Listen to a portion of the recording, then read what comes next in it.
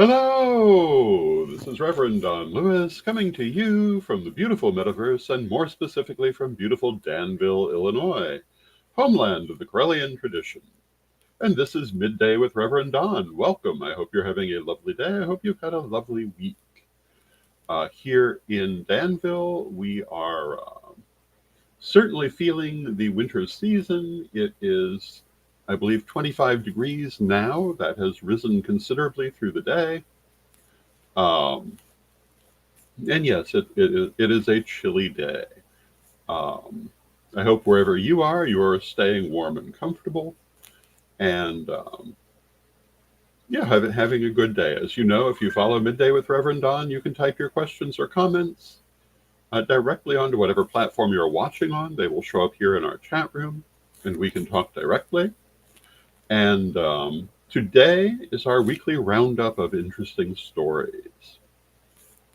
And the biggest story right at this moment is the death of the United Healthcare CEO Brian Thompson, um, who was shot um, in New York City.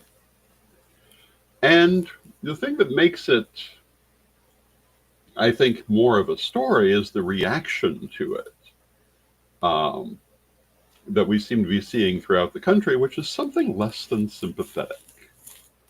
And I thought I'd talk a little bit about that today and what it means and what to take away from that. And a lot of people basically seem to be saying, this is kind of what um, they think is appropriate in the situation. There are certainly people who are sympathetic. There are people who feel it's a terrible thing, as you would hope that people would. But there are a lot of people who have very negative opinions on this subject. And hello to Ed the Pagan in the chat room. It's good to see you.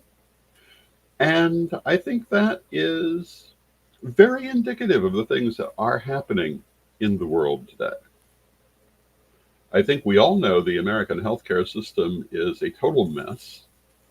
And a lot of that is directly attributable to the role of the insurance companies in the situation. We look at other countries, and most of them have very different ways of structuring their healthcare, as did we a few generations ago. When I was young, things were structured very differently here. And, I can't say that I'm entirely surprised by the reaction to this. And hello to Renee in the chat room. It's good to see you, Renee. And the thing that it has reminded me of rather forcefully, particularly this morning, I don't know particularly why it came to me this morning, but the thing it reminds me of is the assassination of the Grand Duke Sergei in Imperial Russia a little more, well, at this point, more than 100 years ago. And, there were a lot of people whose reaction to this was, the Grand Duke was such a good person. His wife was a saint, literally, eventually in the Orthodox Christian Church. Lots of sympathy for the family. And yet, it seems like nobody paid attention to the underlying theme that something needed to be done with the situation. And hello to Magical Cloud in the chat room. It's good to see you.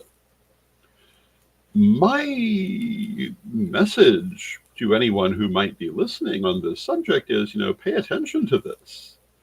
I don't think this indicates open season on healthcare CEOs today. But I think this is a very direct warning that this broken system needs to be fixed more than ever. And the things that have been done to fix it have not been enough. And given everything I understand in the Project 2025 timeline, far from fixing it, it's going to become only worse. And that's not good. And it does seem to say that, things can move to the point that people just aren't going to deal with it. Um, is that good? No, that's not good. That's not good at all. Revolutions are never a positive thing, and they never lead to particularly good outcomes, at least not quickly. Um, Revolutions tend to be fires that burn uncontrollably until everything is left in ashes. And revolutions tend to eat their children.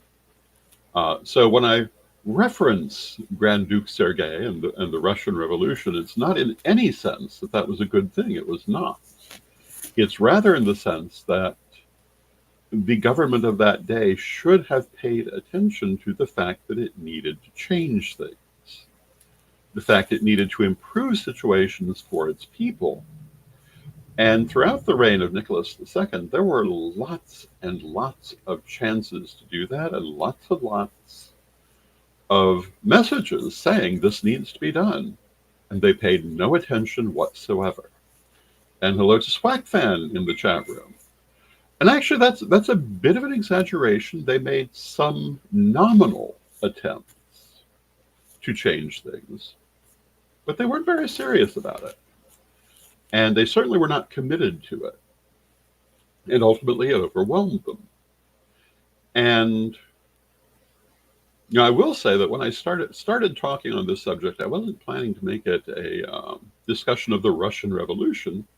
But let's take a moment and look at that, because that was one of the defining aspects of the 20th century and the close of the Piscean era.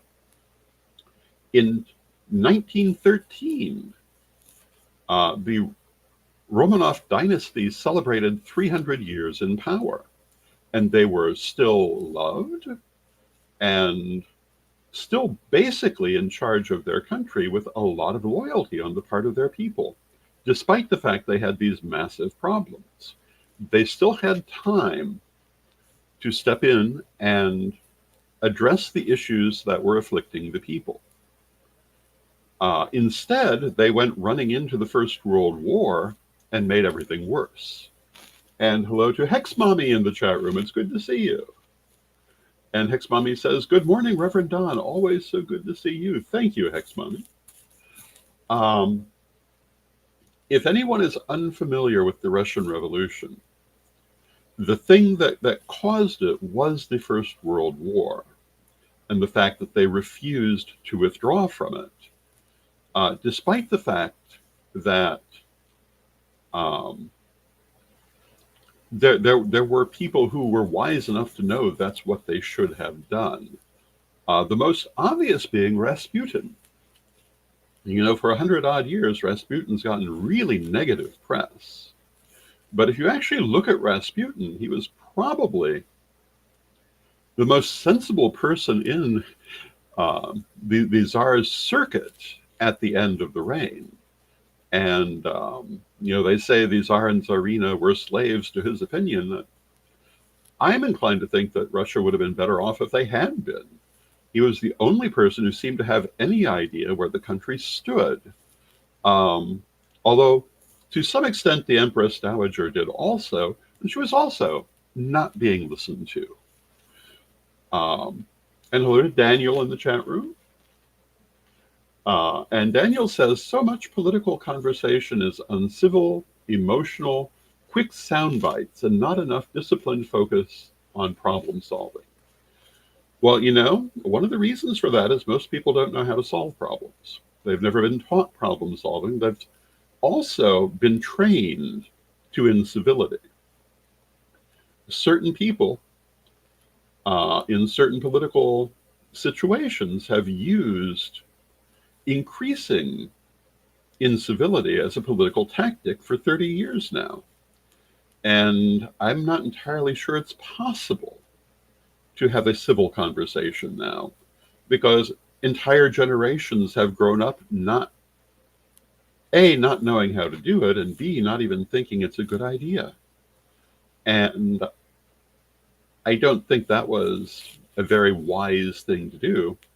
And, I think it started really not with not with politics, although politics certainly propelled it forward. I think it started with Jerry Springer.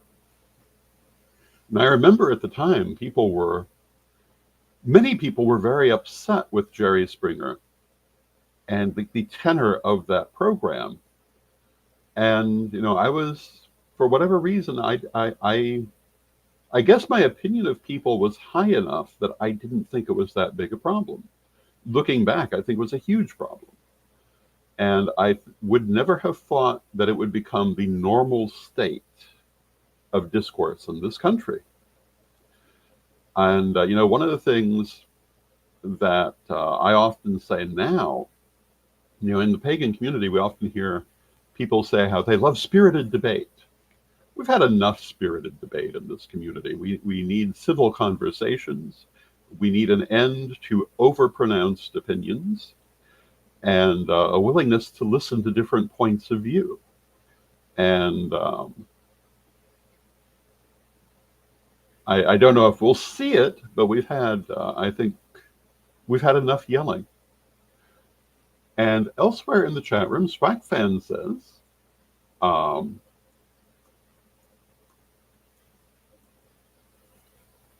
thanks for the advice yesterday. I have the answer I need. Yay, I'm glad to hear that. And hopefully his wife comes to the same conclusion. I hope that is the case. And Hex Mommy says, the anonymity of the internet lets people loosen inhibitions in how we resolve conflict. That's absolutely true. And Daniel says, I like the saying that sticking your chest out and waving your fist in the air means you were not prepared. And I think there's truth for that, too.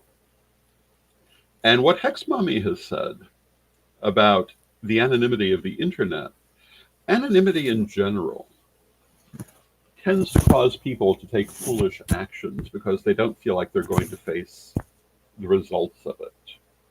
And, in the pagan community, we've had a lot of anonymity or hiding behind craft names and the like for many, many years. And I observed long ago that when people could not have their actions tied back to who they really were, they often behaved very irresponsibly. And I think that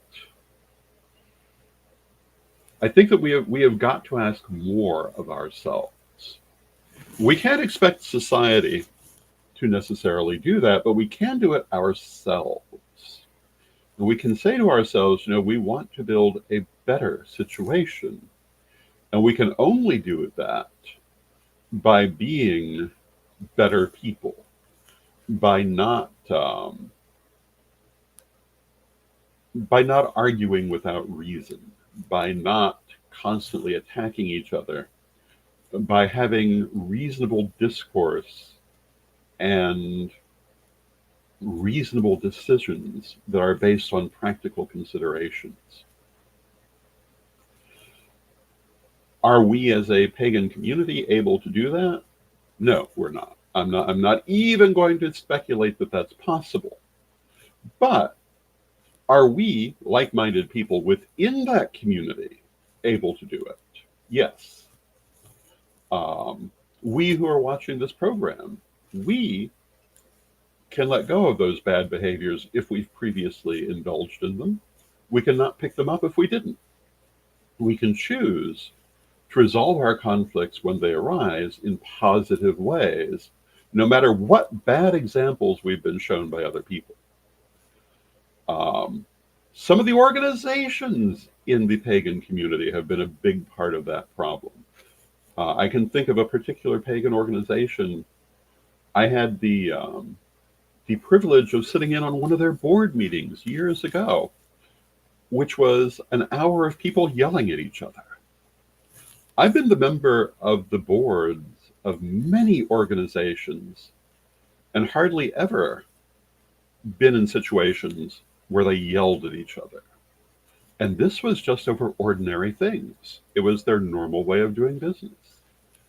I am a vehement opponent of the idea of consensus decision-making for this very reason, because it ends up in bullying everybody into going along, and whatever is the largest bully will win.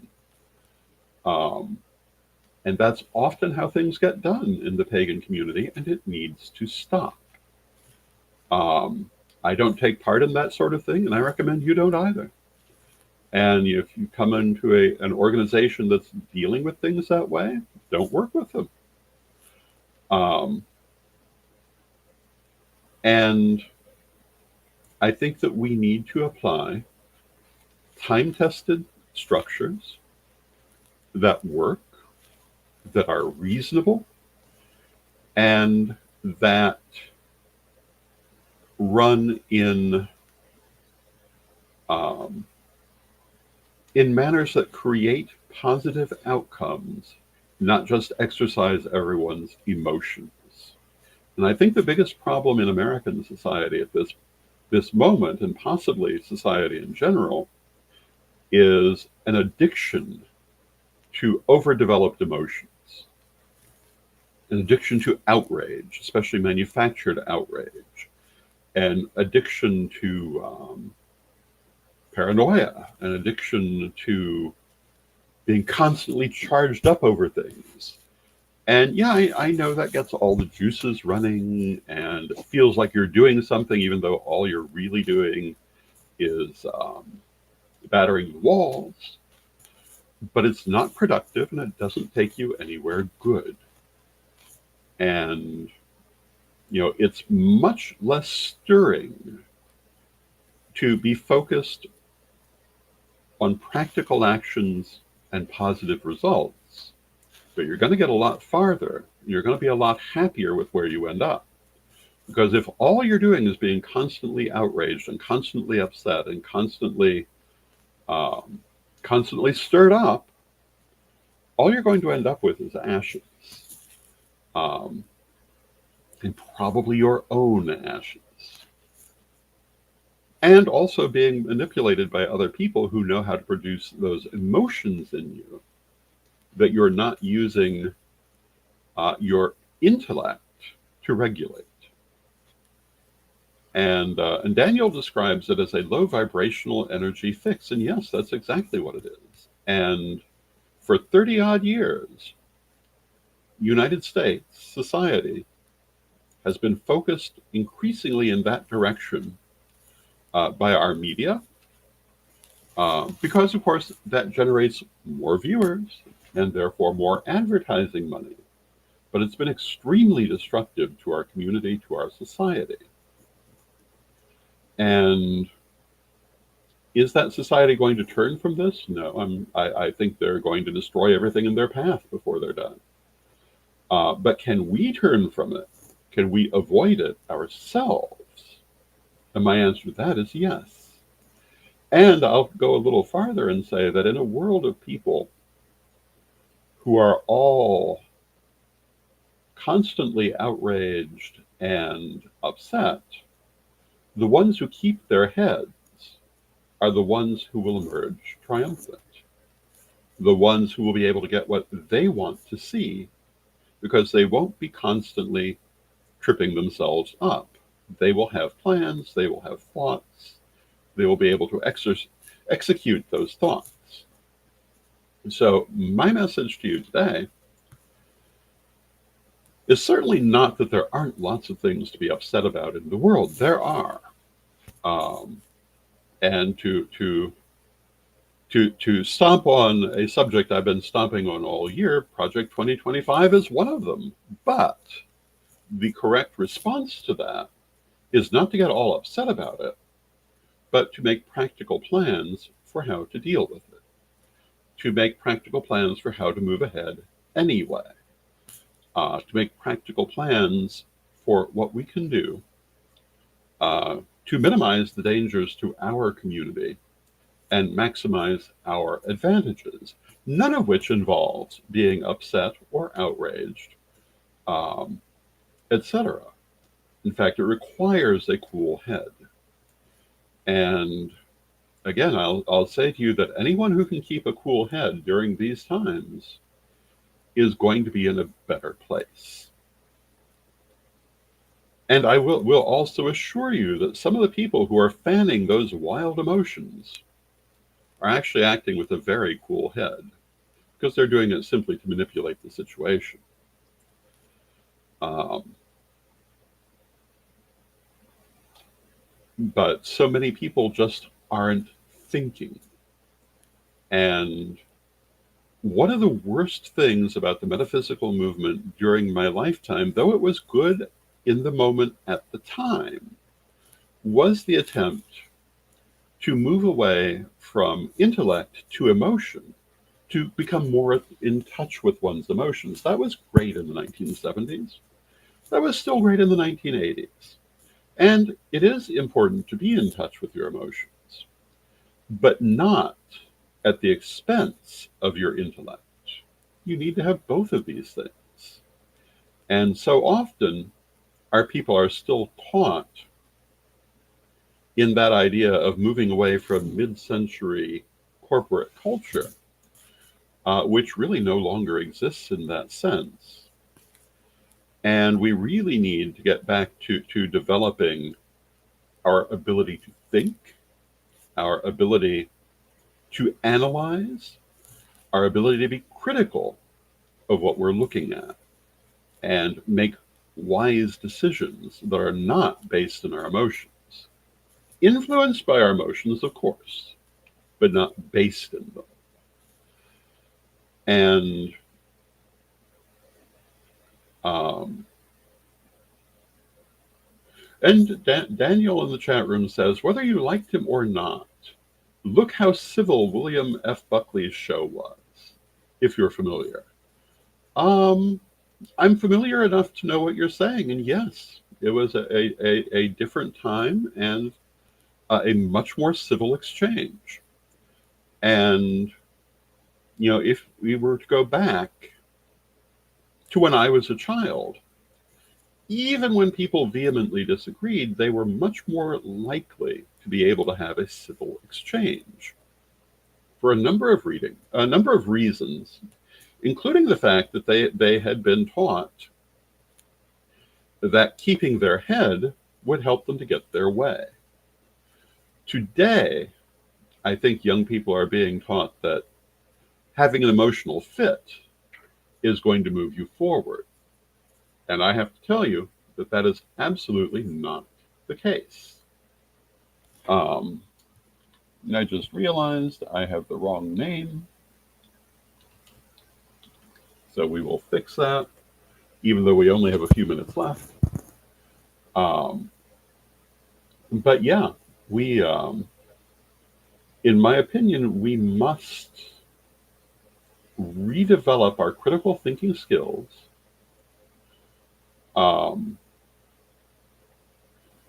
and our means of being able to have civil conversations even when we disagree. And anyone who knows how to be involved in a physical fight will tell you, you must not lose your temper or you will lose.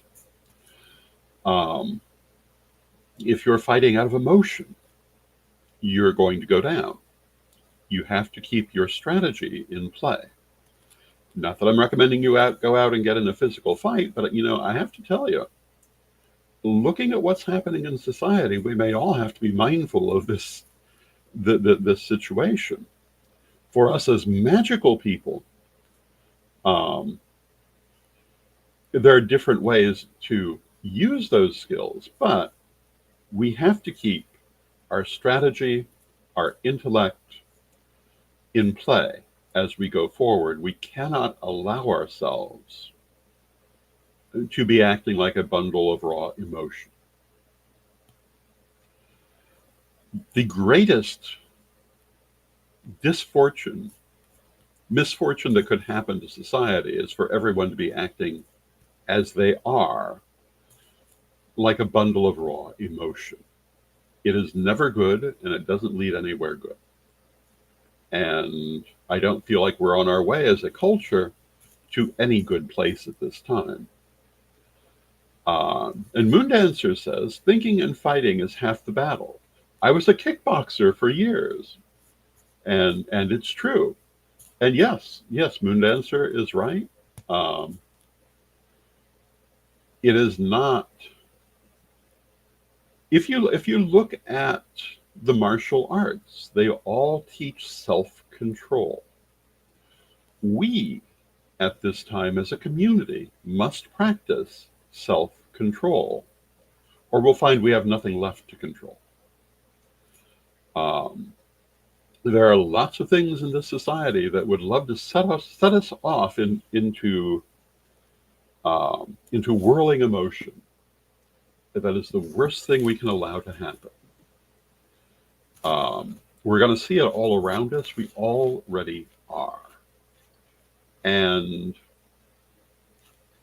we've talked about how the changing of an age involves the dissolution of many parts of the old age.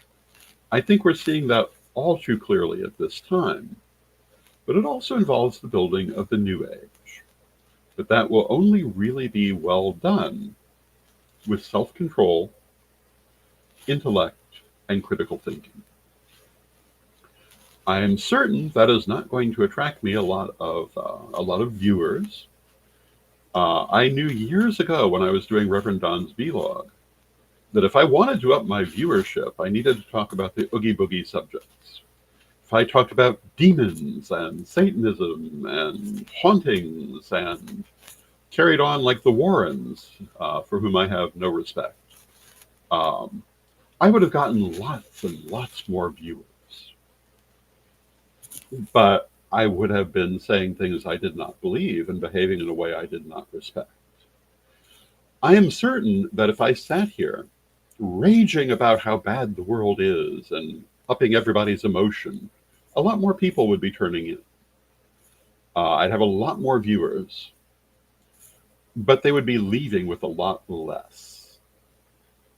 And so I intend to continue to offer what I think is valuable, and hopefully people will value from it. But I'm certainly aware that if I offered a little bit more emotional masturbation, I'd get a lot more people interested. But also, I would not be closer to the results I want to see. And Daniel says, I always thought I would get more listeners on my podcast if it was more fear-based. And yeah, that's basically the thing. And now we're coming toward the end of our half hour, so I want to take a moment for a message from our sponsors.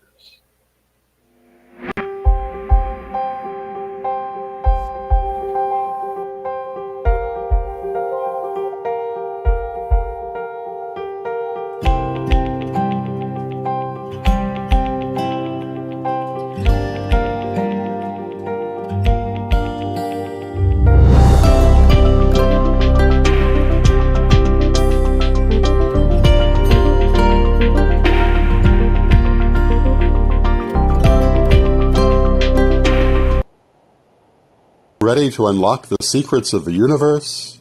Join me, Reverend Don Lewis, for my metaphysical and magic auctions at Gaia Thrift at whatnot.com.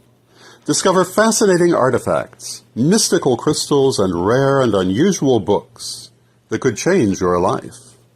Don't miss this chance to bring a little magic into your world. Reverend Don's Metaphysical and Magic Auctions, where the extraordinary can become yours. And thank you to our sponsors, Equinox Learning Hub and Reverend Don's Metaphysical and Magic Auctions. Our next auction, I believe, will be Friday the 13th. And if you go to the Gaia Thrift page on Facebook, you will see that we are upping our online presence, and you'll find many of the things that are available being emphasized at this time, so I encourage you to do that. And for my final message today, there are people who look at my talk about Christian nationalism, Project 2025, and so forth, and say that this is fear-mongering. What I'm going to tell you is that I don't approve of emotional masturbation. When I do speak about things, I'm doing so from a point of view of intellectual discernment and a rational projection of what can come from it. So there are a lot of people that you can listen to who will have constant things to say that will be upsetting and invigorating and get all the juices running, but don't really mean anything. When I say that you need to pay attention to something, I very strongly recommend you listen, because I'm not doing it to rile you up. I don't want you riled up. I don't like riling up. I like calm. Um, in fact, in my personal life, I'm if anything, far too calm. Um, and so when I say something is a problem, it's not because I have an emotional hair stuck in an unfortunate place, but because I'm seeing what I think is a real problem. And to those people who are saying, oh, don't worry about this, I think they're being very foolish, and I do not think they are helping the situation. And I think that should already be obvious. I don't think I should really need to say too much about it. But what I would say to you is, when you're looking for opinions that you might wish to listen to, if they've spent this year saying there's nothing to worry about, that everything is just fine, that Project 2025 is nothing, that Christian nationalism is nothing to be concerned about, stop listening to those people. They don't know what they're talking about. I'm not going to mention any names because they should be obvious if you are hearing those opinions from them. But I think you only need to look at the news to see why these things are important, and why they are important for us to be forming intelligent reactions to. Not silliness, not just getting riled up. In fact, getting riled up is not, in and of itself, any help at all. Rather, intelligent discourse and intelligent planning are the most important thing. So, with that, we've come to the end of our half hour, and let us close with our prayer as we always do. Divine Mother Goddess, Divine Father God, beloved ancestors, we thank you for all that you do for us in our lives, and we ask you to help us to maintain self-control and critical thinking in our lives. Help us to be in touch with our emotions and to respect and understand our emotions, but also our intellect and our thought processes. Help us to work with our shadows so that we don't trip ourselves up, and help us to take practical and useful actions in our daily lives. Beloved Mother Goddess, beloved Father God, beloved ancestors, we thank you with great love. Knowing you're always with us, from respect, we thank you for your presence, and may you be blessed now and always. May you be blessed now and always, and I will be back on Monday.